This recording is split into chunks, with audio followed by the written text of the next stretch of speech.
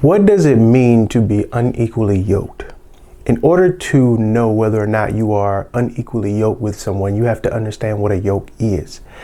A yoke was a farming tool used to attach to two animals so that they could pull a plow or a cart to go in the same direction to accomplish the goal for the field or get to a specific direction.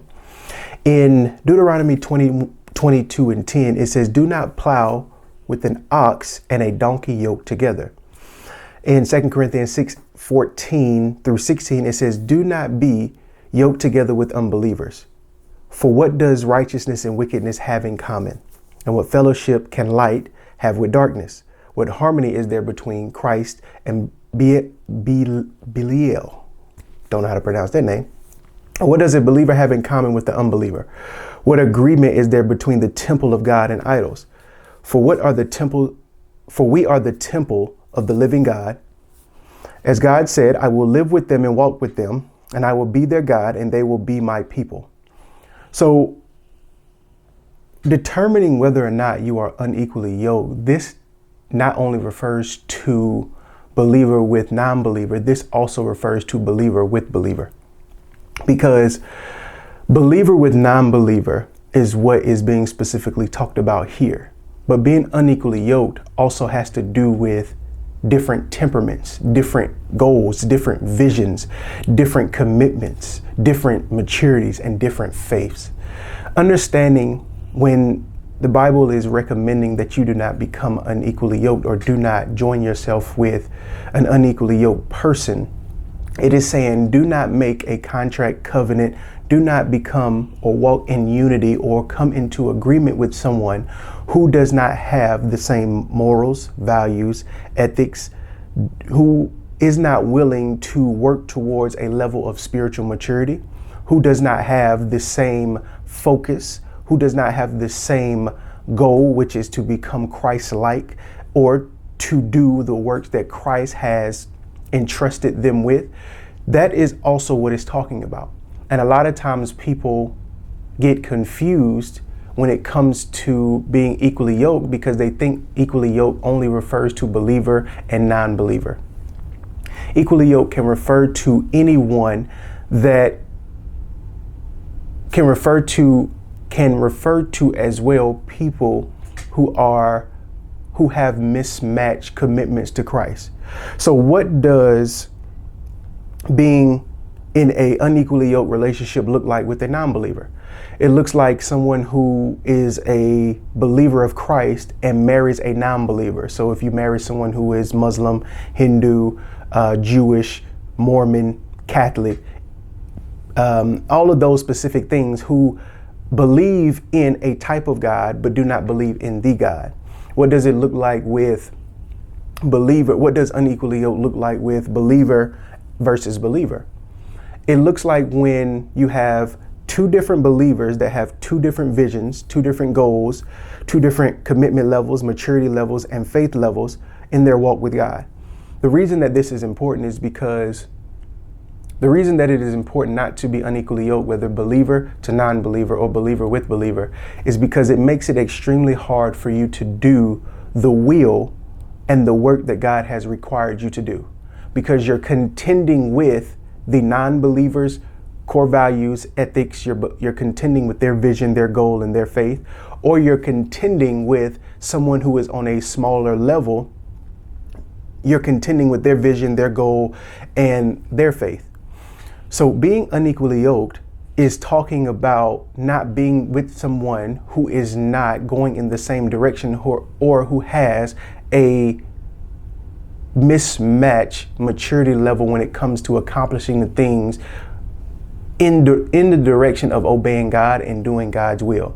It is not just talking about believer and non-believer. It is also talking about when you decide to join yourself with someone who does not have the same commitment level as you, who does not have the same willingness in terms of faith, who does not have the same willingness in terms of your relationship with God, who does not have the same vision in the direction of going towards the will of God and to do what He's called you to do and be who He's called you to be.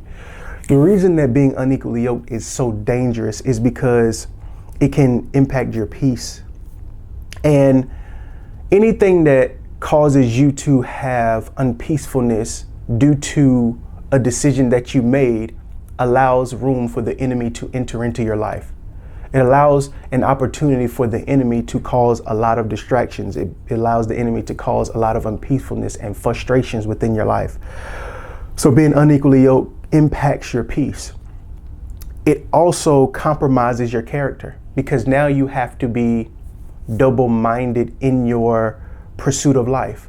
You now have to choose between, if you're a believer and non-believer, you now have to choose between their culture, their characteristics, their visions, their goals, and it has to be divided between yours, and you guys have to compromise and come together, meaning that because of your love and your commitment to them, you now have to partake in some of the things that they are doing.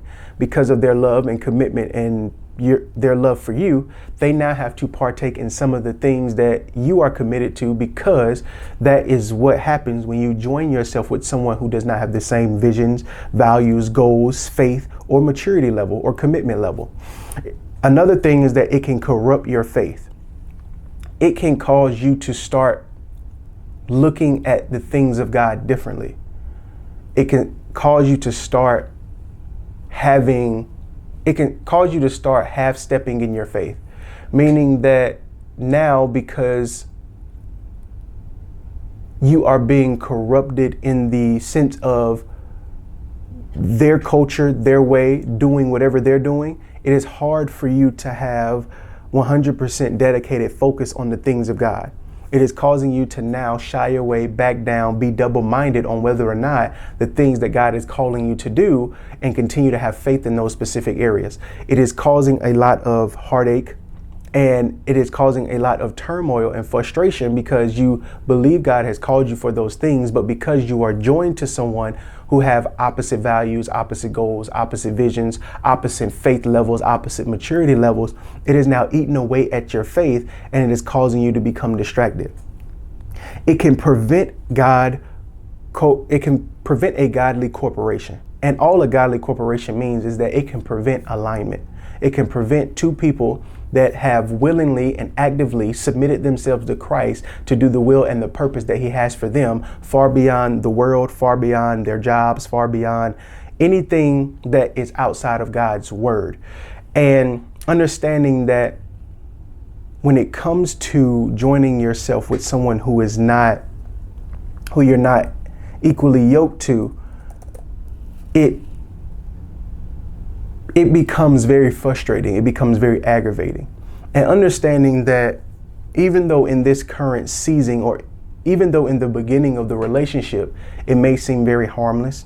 It may seem like everything will work out. It may seem like they love you a lot. You love them a lot. It may seem like you guys will go in supreme directions and you guys are aligned.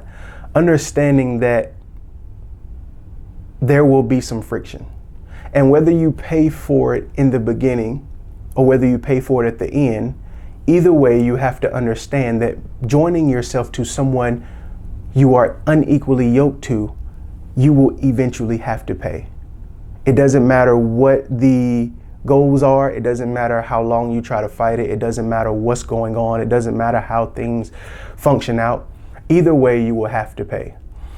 And the thing with this is that in the Bible, in 1 Corinthians 7:13, if you are married to them, it is beneficial that you stay, because the believer can possibly win over the non-believer. If you are not married, it is beneficial that you become very patient. It is beneficial that you do not rush into marriage. It is beneficial that you take self-inventory on whether or not this is something you want to do, because being unequally yoked will cause frustration later. It is similar to when you are driving down the road and your car needs an alignment. If you take your hands off of the wheel, eventually the car will start to stray in the direction in which it is going, in the direction in which it needs an alignment, because it is no longer straight. So you have to fight it to put it back in the proper alignment. And that's similar to how being in a relationship is when you are in a relationship with an unequally yoked person, where God may tell you to go, and the person that you are with may not want to go because you guys have different temperaments. You guys have different faith levels. You guys have different commitments when it comes to Christ. Where God may be telling you to stop, this person may want to keep going because they do not trust, or they have not built that confidence, or they built that faith within the relationship. God may be telling you to leave your job, but because the person you're with has been taught and has been raised that this is not biblical or that is not godly, it is hard for you to now stop. God may be saying, hey, I need you to go on a season. I need you to go on a fast. And because this person does not or has not been raised in that concept, it is now hard for you to be able to accomplish this because they are not helping you in that process. So like I said earlier, whether you pay for it in the beginning, whether you pay for it in the end, either way you will have to pay, because understanding that walking with Christ will cause being disobedient to Christ and becoming unequally yoked will cause you to have to either make a sacrifice or you will have consequences. And so you have to understand is that in 1 Samuel 15:22, it says, Samuel replied and said, what is more pleasing to the Lord, your burnt offerings and sacrifices, or your obedience to his voice? Listen, obedience is better than sacrifice, and submission is better than offerings, the fat of rams. Rebellion is as sinful as witchcraft, and stubbornness is as bad as worshiping idols. So because you have rejected the commands of the Lord, he has rejected you as king. And so understanding that when you are walking in unequally yoked union, it is really important that you understand what the sacrifices and consequences are if you decide to do that. If you decide to walk into that and it's something that works for you, by all means, go for it. If you are someone who is not married and is not in a relationship that is going towards unequally yokedness, I advise you to examine it. I advise you to think about it and seek Christ and counsel on how do you navigate it. If this video helped you, if you think it is very beneficial, like it, comment, and I'll see you guys in the next one. Peace.